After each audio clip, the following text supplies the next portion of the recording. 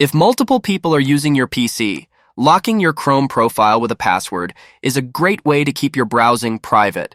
In this video, I'll show you how to lock your Chrome profile with password. Open the Chrome browser. I have two profiles here. One is my personal profile and the other is a guest profile that anyone can use. Let's start by opening my personal profile. To lock it, click on the three dots in the top right corner. From the drop-down menu, select Extensions, and then click on Visit Chrome Web Store.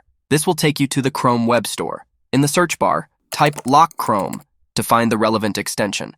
Look for the extension named browserlock.io and click on it. Then click on Add to Chrome and follow the prompts to add extension to your browser. After the extension is added, go to the Extensions menu in Chrome and click on the browserlock.io extension.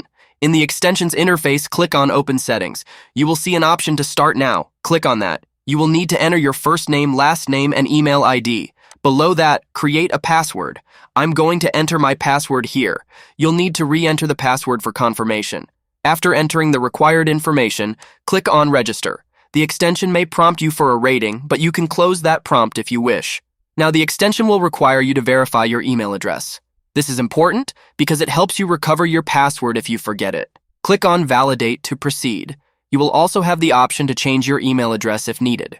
Click on Submit Code to receive a verification code via email.